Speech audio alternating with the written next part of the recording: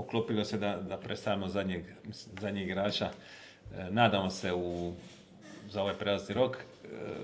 Jučer je bio zadnji dan, tako da je nekako u stijeni nekakve atmosfere, odlazaka, svega nečega, takozvane slabljenja momčadi, po meni prošlo nezapaženo ispod radara. Dolazak Lea koji, koliko se ja sjećam, evo, u ove moje 4 godine, pa i čak i u odnosu na sadašnji kadar,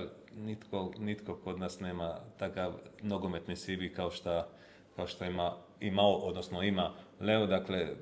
tu pričamo o igraču koji ima oko 50 nastupa, mislim 50 nastupa u seriji A koja je sama po sebi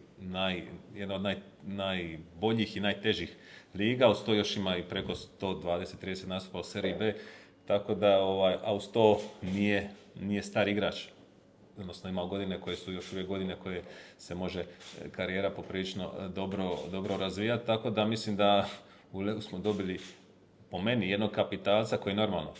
treba vremena jer je neko vrijeme nije igrao, ali igrač izuzetnog nogometnog renomea koji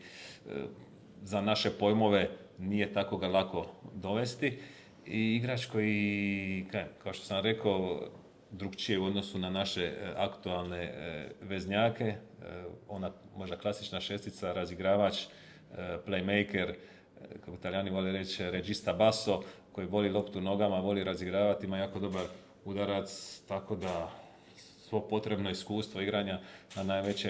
najvišoj razini, tako da mislim da smo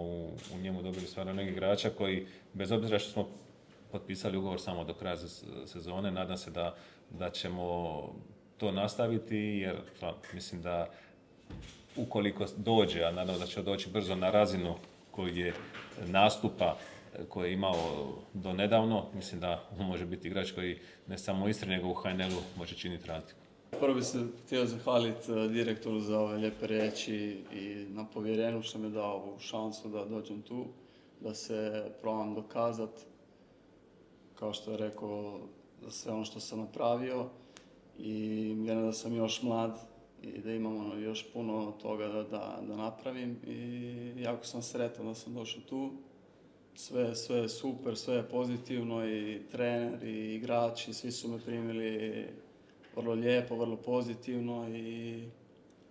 ništa, čekam samo na prvu utakmicu da vidim kako je sve skupa.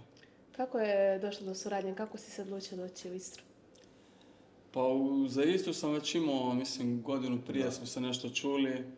i tad nisam bio još spreman, imao sam neke svoje stvari i sad kad mi je došlo sad prije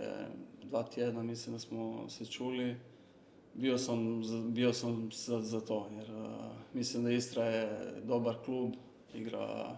jedan lijepi nogomet, iako su sad bili možda 2 poraza, meni to ne znači ništa, jer to se može promijeniti u jednoj utakmici, tako da sam vrlo sretan da sam došao tu. Kako vidiš ekipu trenutno i kako su neka očekivanja do kraja sezone? Ekipu vidio sam 2 dana, ali vidio sam jednu mladu ekipu, pozitivnu, htjeli se dokazivati, to je baš važno